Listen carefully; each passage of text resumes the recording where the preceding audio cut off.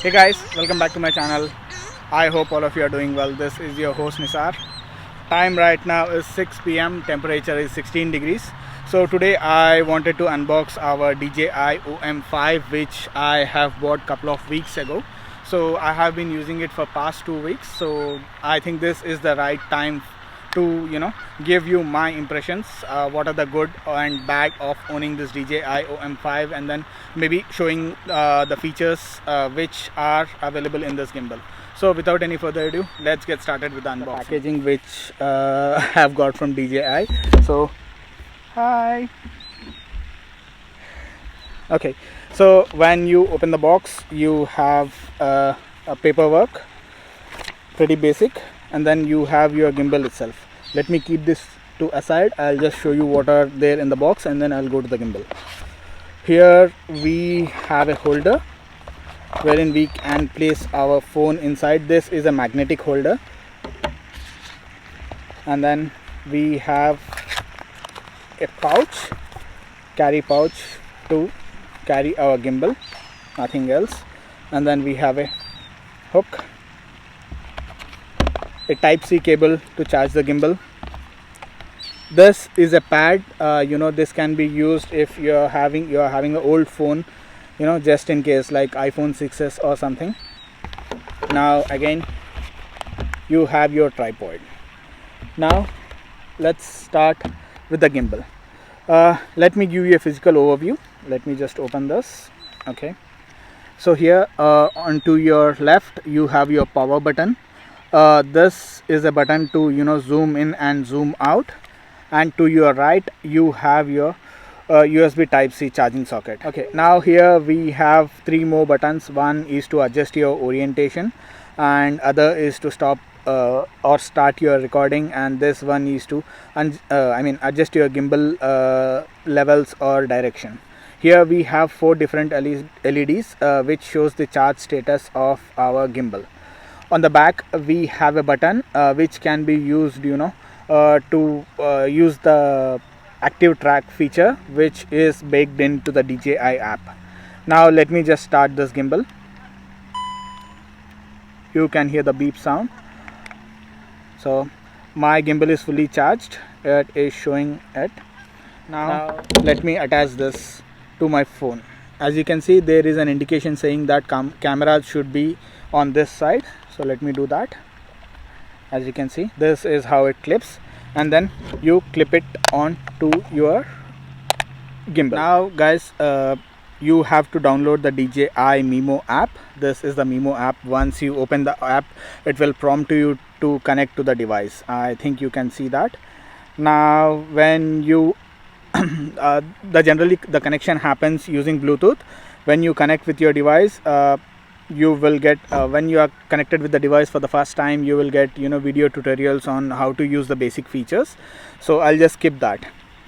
Now this is how you connect it. So it stabilizes itself in this way. Now using this button you can change the orientation as well. Now if you see, if I double press, it will just change its orientation from landscape to portrait, and then if you single tap it, it changes from front to back camera. Okay guys, to show you the basic functionality, as I've told you, this is the joystick which will help you to turn this gimbal to left, right, or top and bottom. I think this has a tilt axis of somewhere up to 260 degrees. I'm not sure. Maybe I will show it on the top in the description area. And I have already told you, this button you can change the orientation of your camera from landscape to portrait, and when you press this record button, it will start recording. So it will automatically record whatever you are doing. And as I have told you, you have a track function on the back as well. Now if I press this button at the back, as you can see, it is already tracking something we cannot see in the camera. Once I release that, it will go back to its original position. How this now you can also use the zoom functionality, which is baked into the gimbal. It is a good thing to have when you are shooting something and you don't want to use your fingers to pinch in and pinch out for zoom. This gimbal also has another advantage. Let me just remove this. So this has a tilt axis on the top, wherein you can tilt it to get different shots in the angles. Also this has a selfie stick built into it. DJI OM5 does not have that. I think these are the two unique features of this. Now the magnetic clamp here is also pretty sturdy. You don't have to fear that it will fall down. Initially I thought that I'm using iPhone 13 Pro Max. It is a little bit heavier. I think it's around somewhere 260 grams, and the payload of the DJI OM5 is somewhere 290 grams. So I was under the impression that maybe this could not handle that, but as you can see, it's sturdy and it doesn't let your phone to fall down that quickly. I mean, it doesn't happen at all, so you can be free about that. Also, one thing which I have noticed when I am using a heavier phone on this gimbal is that the motors which are inside, they struggle a bit when you are overusing it. I mean, when you are moving it to the left or right or to the top or bottom. I mean, you get the idea. When you are changing the orientation, it's a bit struggle for the motor if you are using it for the long time. That is the con which I have noticed. Now let's talk about the battery life.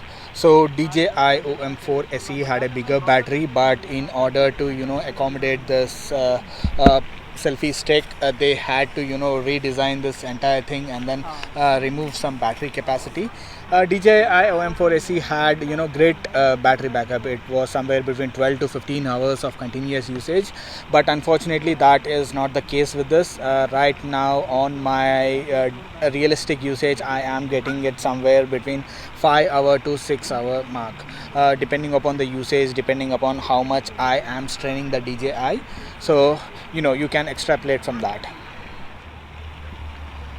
Now you have an additional feature for this power button as well. Now if you single press, it will turn from video to photo mode and then from photo to video mode. Now if you want to turn it off, you need to long press the power button, then it will turn off. Also you can use this to put your gimbal on standby if you are taking a small break. That is also helpful. Now let me give you a demo of the active track feature, which is inbuilt in the DJI Mimo app. As you can see, when I come in front of the camera, you can just press this back button and it will enable the active track. Now as you can see, the camera will move wherever I go.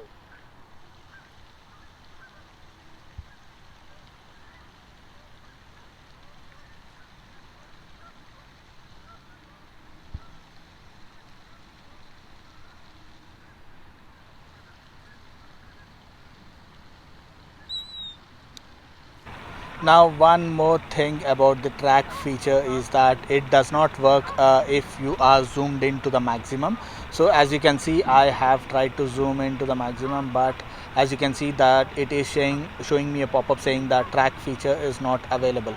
I think this could have been an improvement because for most of the people I know it doesn't matter, but in some cases it might be helpful if you wanted to get a shot of something when you are moving. Anyway guys, these are just my raw thoughts. I am not a professional to review this, but I hope that this video was helpful to you and you found something new.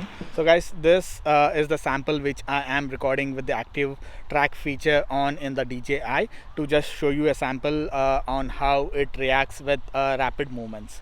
So this is how it does when you are recording. It does actively track you wherever you are moving. It doesn't often lose you, but it does sometime when it is confused between the foreground and background. Overall, I would say this is a nice feature, a good feature to have when you are vlogging, or when you wanted to show something with this. So you also have many more amazing contents in this which you can use to develop cinematic shots. I haven't explored all that because right now I am using for my basic functionality. So anyway, that's it for today guys. Thank you very much for joining with me. I hope you like this video. Do subscribe to my channel, like this video. Bye bye, take care, have a good day. सही दिख रहा ना मैं? हाँ अच्छे दिख रहे हो बेहतरीन. Okay. Hey guys, welcome back to my channel. I hope all of you are doing well. This is your host Nisar. पीछे देखो उन लोग कैसा है, दावत शादी हो रही वैसा, चोरा खाने को बुलाए वैसा. चलो Okay. खैर रुको.